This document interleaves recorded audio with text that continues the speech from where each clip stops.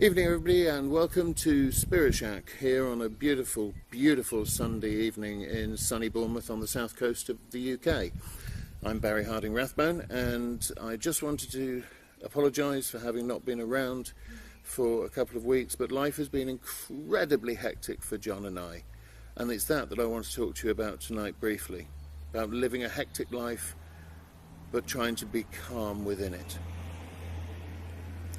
This week we have been so blessed to welcome, to stay with us here for the week, our dear friend Josie Scholes from up in the northwest in Greater Manchester, where she lives in Rochdale.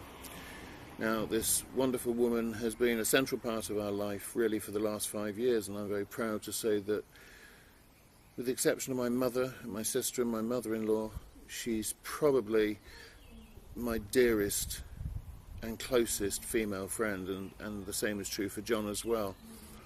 And as well as being a trustee of the church, she acts as a sounding board for me, particularly as a bishop, as somebody I can go to on a lay level, she's not ordained, for pastoral guidance, common sense and support.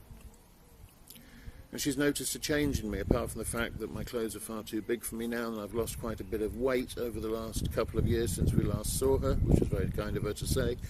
She's noticed a calmness come over me. It's true to say that for many, many years now, I've lived a hectic life. I've tried to cram as much into every day as I possibly can. I worked as a nurse in the NHS, which in itself is incredibly tiring, but so beneficial.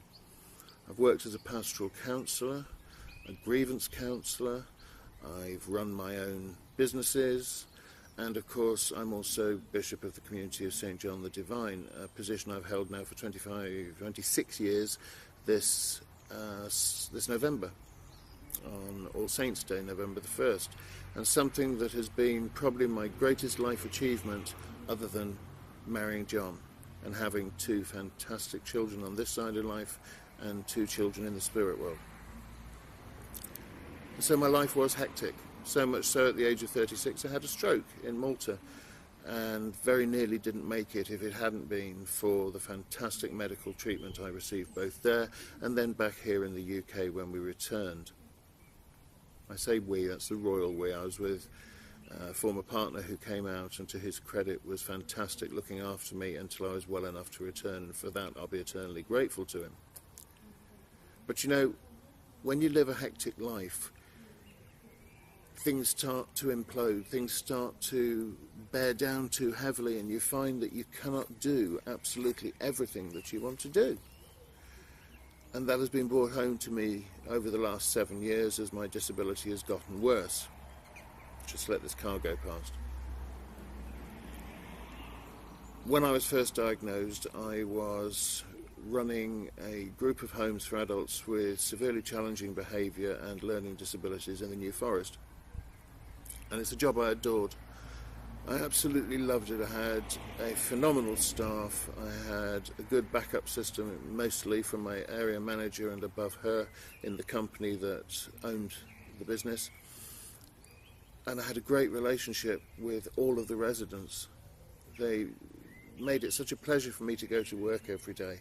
But then I'd come home at the end of my shift, or sometimes at the end of a shift and a half, or even a double shift if we were short on staff, the constant bane of any caring manager or caring environment manager. And I'd immediately start up again. I would be on the phone or on social media or writing emails and doing my work as the moderating bishop of the CSJ, the position I told you about just now.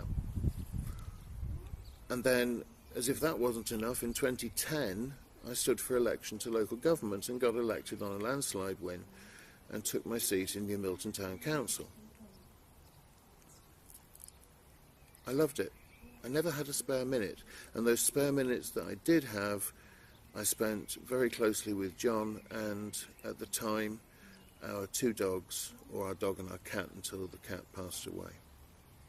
We now have 4 dogs, and life is still hectic. But I've had to learn because of my condition, to slow things down and to take things at a better pace.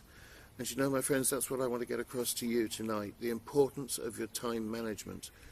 The importance, yes, if you want to be hectic, but make it profitable and make it balanced so that you have time to rest, to relax, to recover, and to recharge your batteries. Because if you don't, at some point, however young, however old you are, however physically fit or mentally fit you may feel you are, at some point, as happened with me with my stroke and then my disability, something will give.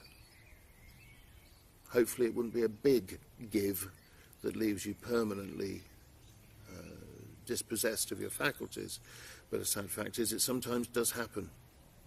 And so I've learnt through the loving support and constant advice of John and my mum and my mother-in-law, and of course Josie, who is a very central part of our life, and all the doctors and the consultants and the constant internet research we do into FBS.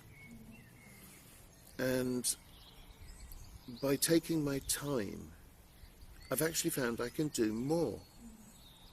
I know that sounds daft. You still only have 24 hours in a day. And Barry, when you were busy, how could you possibly put any more into what you were doing? And now you're disabled and you can't walk very far unless you use your scooter or the wheelchair, or you have somebody to help you. How can you possibly fit more in? Well, my friends, this is what I want to get across to you. I fit more in by planning my time better, by learning when to say no. I'm sorry, I can't help you with that at the moment. It's 2 o'clock in the morning, and it's very nice of you to ring from Australia, where it's 8 or 9 o'clock in the morning, but I'm actually trying to sleep. And by being strong, not only with other people, but with myself as well. And in doing that, in learning to plan, to prepare, and then to execute, I can find I can do more.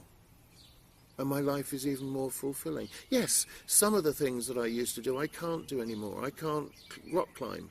I can't go for long walks across the moors or in the New Forest because physically I'm not up to doing it. But if I know I've got something to do that requires physical exertion, then the day before or 2 days before I'll do something sedentary. I'll be sat down maybe answering emails, writing sermons, contributing to the website or to my book. Sometimes I'll be doing this sort of thing. It's a great pleasure to be able to sit here just for a couple of minutes and talk to you out there in the great wide world that is outside the four walls of our bungalow here. And then when that day for exertion comes, I found because I've rested, both physically and mentally, and indeed spiritually, because being a medium, I will switch myself off and not allow them to be close to me or to talk to me. Not because I don't want to hear from them, because there is never anything bad that comes from the spirit world, and I love everything they tell me and teach me, but because I need to say no. Jonathan has a small part-time job delivering Betterware catalogues, home shopping catalogues, as well as all the other things he does. And it brings in some petty cash, which is helping us live our lives and also contributing towards the costs of our emigration. And I've gone back to a similar field in network marketing. I've joined a company that sells very high quality but budget perfumes and mineral makeups and all those sorts of things, household cleaning agents. And my job is to recruit people.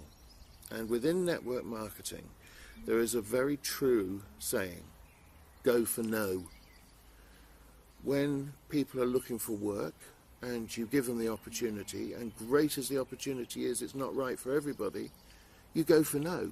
You want 8 or 9 people out of 10 to say no. One, because it stops you wasting your time, stops wasting their time as well, but you know that on the law of averages, number 10 will say yes and will join you and will start to create a new life for themselves. And that works for me very well in my personal life, that go for no.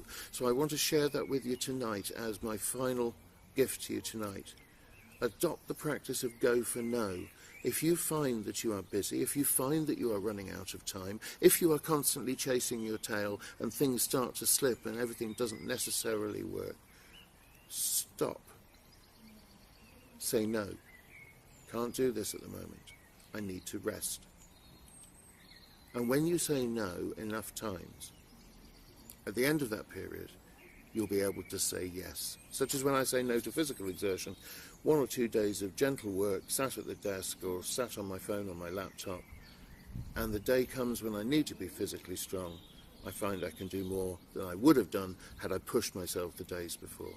And my life, as a result, is just as hectic as ever, but even more fulfilling. God bless you. Namaste. And may this beautiful weather, the sun in the sky and the warmth on our backs carry you forward into this new week. May you be filled with blessings, and I pray a blessing on everybody who is watching this now. If you've liked what you've seen, please hit the buttons below, share it with your friends, especially those you think could do with a calming suggestion. If you really like what I've said and want to hear more, then please hit the subscribe button. I will be running a competition in the next 4 to 6 weeks where there's an opportunity for 5 of you to receive a personal reading from me, and for 1 of you a very special offer of a weekend retreat here in Bournemouth to learn the basic gifts of spiritualist philosophy and mediumship. So watch out for that. Totally free and totally bona fide, as Victoria would have said. God bless. Namaste. And may your interpretation of the divine be with you always.